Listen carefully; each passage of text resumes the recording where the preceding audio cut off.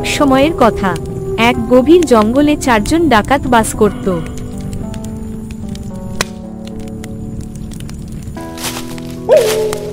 তারা চুরি করা টাকা একটি সাধারণ পাত্রে রেখে দিত। সেই পাত্রের যত্ন তারা নিজেদের জীবনের থেকেও বেশি করত।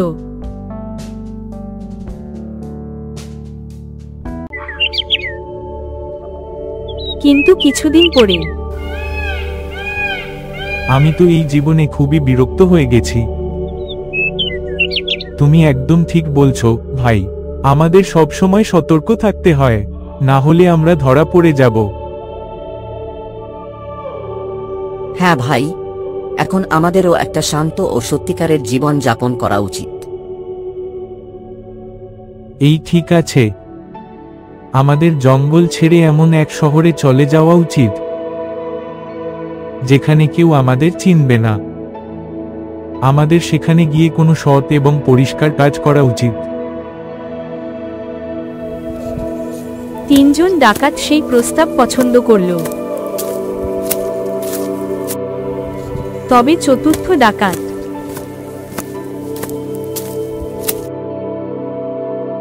আমি কোনো সৎ কাজ করতে চাই না। কোনোভাবে যদি এই সম্পদের পাত্রটা আমার হাতে পড়ে যায়। চতুর্থ ডাকাত কেবল একটি সুযোগের অপেক্ষায় ছিল।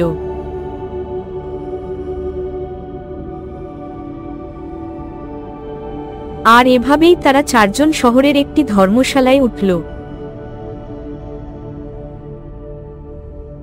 আমরা দুজন শহরে কাজ খুঁজতে যাচ্ছি। ততক্ষণে তোমরা কিছু খাবারের ব্যবস্থা কর,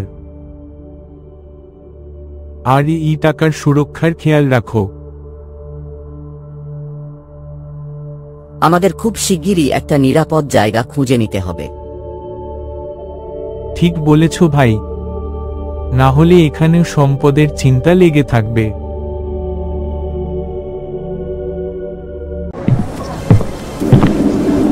তাদের মধ্যে দুইজন শহর সম্পর্কে জানার এবং একটি ভালো জায়গা খোঁজার জন্য বেরিয়ে যায়।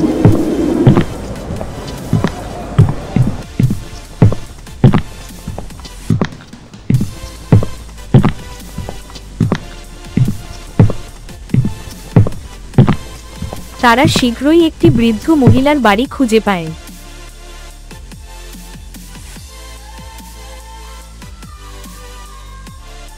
তিনি সৎ এবং একা থাকতেন। আরে ভাইরা, অনেক খোঁজার পর অবশেষে আমাদের জন্য একটা জায়গা পেয়েছি। কিছুক্ষণ পরে তারা চারজন সেই বৃদ্ধ মহিলার কাছে যায়।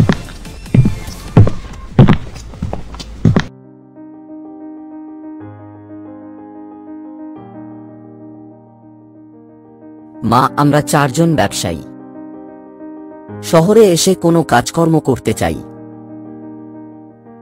আমরা তোমার বাড়ি খুবই পছন্দ করেছি। তুমি কি আমাদের এখানে থাকার জায়গা দিতে পারবে? যতদিন আমরা এখানে থাকব, আপনাকে ভালো ভাড়াও দেব। ওরে বাছারা, দেখতে তো তোমরা সবাই সজ্জন মানুষ বলেই মনে হয়। আমি তোমাদের একটা শর্তে থাকতে দিতে পারি। কি শর্ত আছে কাকি? সেটাই হলো যে আমি একা থাকি। তোমাদের আমার ছোটখাটো কাজগুলো করতে হবে। আমরা রাজি আছি। হ্যাঁ, আর সময় মতো ভাড়া দিতে হবে। আপনি তার চিন্তা করবেন না, আমরা আপনাকে আগেই 3 মাসের ভাড়া দিয়ে দেব। সুখমণি কাকি সেই চারজনকে ভাড়াটিয়া হিসেবে পেয়ে খুব খুশি হন। তিনি তাদের অনেক যত্ন করেন। কিন্তু কাকিমা, আপনাকে আমাদের একটি কাজ করতে হবে। হ্যাঁ বাছারা, কাকি যখন বলল তাহলে নিশ্চিন্তে বলো। আপনি খুব সৎ ও ভালো মানুষ। এই টাকা ভরা পাত্রটি আপনাকে রাখতে হবে। তবে একটি শর্ত আছে। বলো বাছারা, কি শর্ত? এটা আপনাকে তখনই দিতে হবে যখন আমরা 4 জন একসঙ্গে এসে এটি চাইব। ঠিক আছে বাছারা, এতে কি আর বড় ব্যাপার? মনে হচ্ছে এটা তোমাদের কষ্টের উপার্জন। আপনি একদম ঠিক ভাবছেন। তাই আপনাকে আমাদের 4 জন একসঙ্গে বলার পরেই এই পাত্রটি দিতে হবে। বাছারা, তোমরা আমার ওপর ভরসা করতে পারো। আমি এটা কোনো নিরাপদ জায়গায় রেখে দেব। সুখমণি সেই পাত্রটি সবার নজর এড়িয়ে নিজের বাড়ির পেছনে একটি গর্ত খুঁড়ে মাটির নিচে পুঁতে দেন।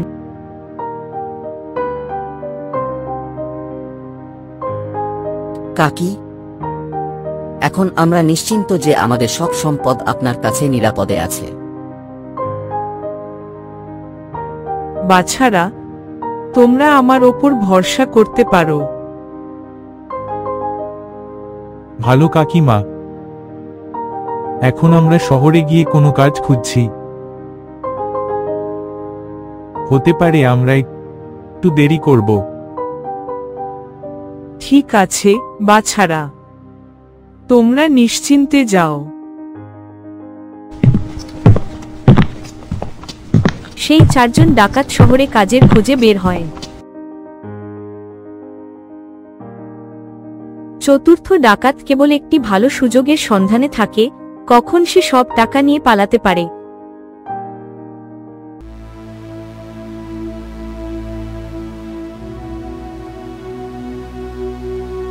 ভাই, আমরা এখন পর্যন্ত চুরি ছাড়া কিছু করিনি। বুঝতে পারছি না কোনো কাজটা করা উচিত। আমার তো মনে হয় আমাদের দ্বারা কোনো কঠিন কাজ হবে না। কেন আমরা অন্য কারো ব্যবসায় টাকা লগ্নি করি না? হ্যাঁ, এটা ভালো হবে। এতে তারও সাহায্য হবে আর আমাদেরও তার লাভের একটি অংশ পাওয়া যাবে। আমরা তো সকাল থেকে এমনই ঘুরে বেড়াচ্ছি, এখন বাড়ি ফেরা উচিত। কাল আবার খুঁজব।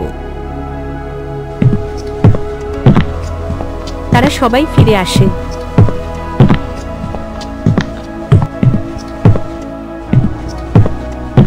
তখন কাকির বাড়ির কাছে এসে ক্লান্ত হয়ে একটি গাছের নিচে বসে পড়ে। ঠিক তখনই বাবু, লস্যি খাবেন? একদম তাজা বানানো হয়েছে। এটা করো, আমাদের একটু লস্যি দিয়ে দাও। আমরা খাবারের সঙ্গে খাবো। কিন্তু এর জন্য বাটি নিতে কে যাবে? আমি তো একেবারে ক্লান্ত হয়ে পড়েছি। আমিও একটু বিশ্রাম নিতে চাই।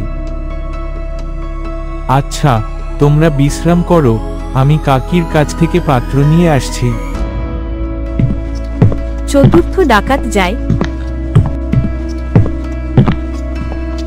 সে এমন একটি সুযোগের অপেক্ষাতেই ছিল। কাকি,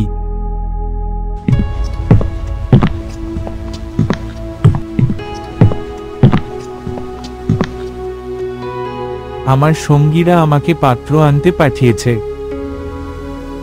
কিন্তু বাছারা, যখন তোমরা 4 জন একসঙ্গে আসবে তখনই বাটি দেব। কাকি, ওরা 3 জন সামনেই গাছের নিচে বসে আছে। আপনি নিজেই জিজ্ঞেস করে নিন। কাকি বাইরে এসে তাদের 3 জনকে গাছের নিচে বসে থাকতে দেখে তিনি জিজ্ঞাসা করেন, তোমরা কি তোমাদের বন্ধুকে বাটি আনতে পাঠিয়েছো? তিনজন একসঙ্গে উত্তর দেয়। হ্যাঁ কাকিমা, তাকে হাড়ি দিয়ে দিন।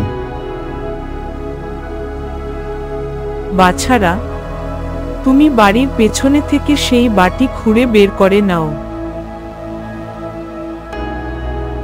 এই কথা বলে কাকি কাজে ব্যস্ত হয়ে যান।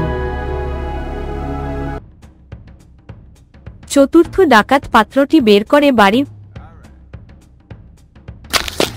পিছনের দরজা দিয়ে পালিয়ে যায়।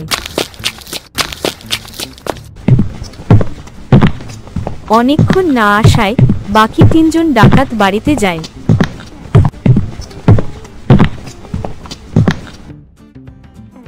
কাকিমা, আমরা আমাদের বন্ধুকে পাত্র আনতে পাঠিয়েছিলাম। ওরে, আমি তো অনেক আগেই তাকে বাটি খুঁড়তে বলেছিলাম।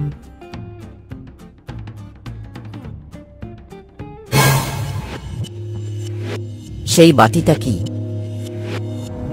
কেন, সে এখনো তোমাদের সেটা দেয়নি? তারা তিনজন বুঝতে পারে যে চতুর্থ ডাকাত তাদের ঠকিয়েছে। আমরা আপনাকে বলেছিলাম যখন আমরা চারজন একসঙ্গে আসব তখনই এটি দিতে। আপনি আমাদের কথা শোনেননি। কাকি, আপনি কি তার সাথে যোগাযোগ করেছিলেন? সুখমণি খুব কষ্ট পান।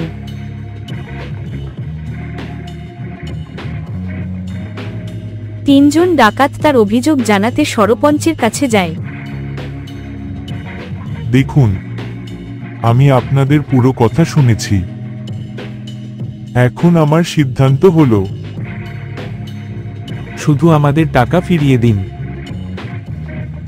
সুখমণির অবহেলার কারণেই আপনাদের ক্ষতি হয়েছে, তাই সমস্ত ক্ষতিপূরণ সুখমণিকেই দিতে হবে। কাকি কান্না করতে করতে নিজের বাড়িতে ফিরে আসেন। তখন রাজা ও মন্ত্রী ছদ্মবেশে জনগণের কষ্ট জানার জন্য বের হন।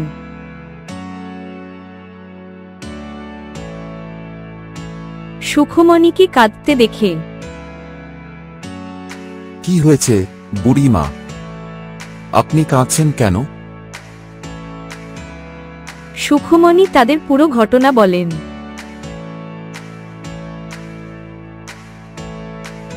রাজা ও মন্ত্রী ছাড়াও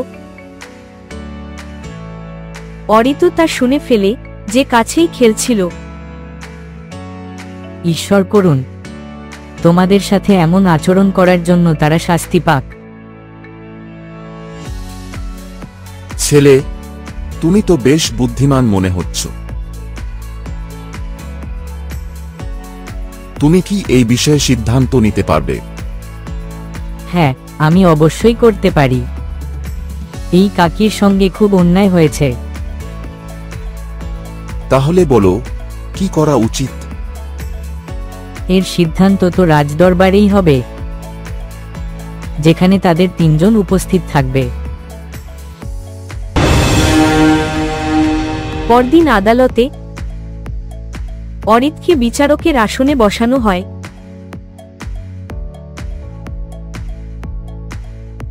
তোমরা তিনজন রাজাকে পুরো ঘটনা খুলে বল। সেই তিনজন ডাকাতও আদালতে সমস্ত কথা স্বীকার করে। তাহলে তোমাদের শর্ত এটাই ছিল যে কাকি ওই বাটি তখনই দেবেন যখন তোমরা চারজন একসাথে আসবে। হ্যাঁ, আমাদের শর্ত একেবারে এটাই ছিল। তাহলে তোমাদের ওই টাকা ভরা বাটি কোথাও যায়নি, সেটা এখনো কাকির কাছেই আছে। এটা কি বলছো তুমি? হ্যাঁ মহারাজ, কিন্তু ওই টাকা ভরা বাটি নিতে হলে তাদের চতুর্থ বন্ধুকে সাথে নিয়ে আসতে হবে। ঠিক আছে, তাহলে তোমরা তোমাদের চতুর্থ সঙ্গীর সাথে দরবারে আসো। মহারাজ, সঠিক বিচার করার জন্য আপনাকে অনেক অনেক ধন্যবাদ। আরই তো, তোমার বুদ্ধিমত্তায় আমি খুবই সন্তুষ্ট। এখন থেকে এরকম বিচার ফয়সালা তুমিই করবে।